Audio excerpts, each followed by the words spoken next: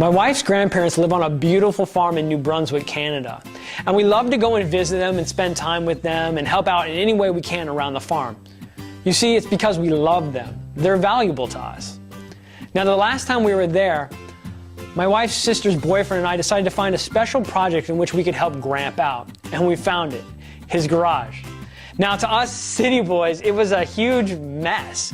A room full of garbage and trash, years of piled up stuff that had no value to us.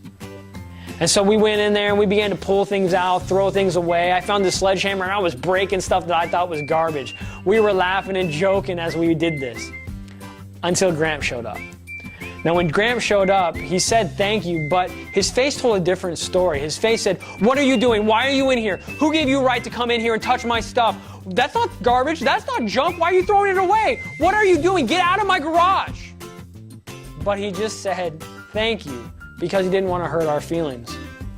Well, his face really bothered me the rest of that day and even into the evening. And so when I was alone with God, I said, "God, why was he not happy with what I was doing? Why wasn't he happy with what we were doing?" And this question came. Well, who gave you the right to determine the value of Gramp's stuff? Well, it's garbage, it's junk. You know, anyone with eyes can see that it's just trash. The question came again. Who gave you the right to determine the value of Gramp's stuff? Well, no one. Well, then, who can determine the value? Well, Gramp, I guess. And why is that? Because he owns it? That's right. So it doesn't matter what you think, and it doesn't matter what anyone else thinks the value is. The only one that matters is Gramp. And he finds value in it. The problem is we do the same thing with people. We love to place values on them. We might be walking down the street and we go, "Ooh, you're ugly." Not valuable. Or, "You work there? You're not valuable." Or, "You didn't finish school? Ugh, not valuable." We love to place value on people. But the Bible says that we have no right to do that. The Bible says in 1 Corinthians chapter 6, verse 20, that each one of us were bought at a price and our bodies are not our own. You see, 2,000 years ago, humanity was purchased by God through the person of Jesus Christ. You see, when Gramp and I looked at the same object, we saw two separate things. I saw an object of no value, garbage, trash.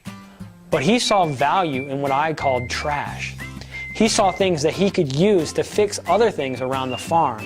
He saw value in the valueless. And that's what God does. You see, too often we receive our value from the people of this world. It really doesn't matter what your parents say your value is or what people say your value is, because the reality is they didn't purchase you. They don't own you. God does. So it's only his opinion that really matters. And he says you're valuable. The funny thing is you yourself can't even determine your own value because you don't own you. You have no right then to say you're stupid or dumb or ugly or of no value, because God says you have value. So how valuable are you? Well, this is kind of neat. God is infinite. And so to God, who gave his life for you, says that you have infinite value to him. You see, the currency used to purchase you was the very life of God. So what the Bible says then is your life is on par with God's.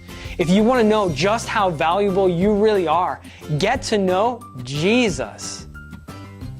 And you'll come to realize that you're more valuable than you ever dreamed possible. And that's something to think about.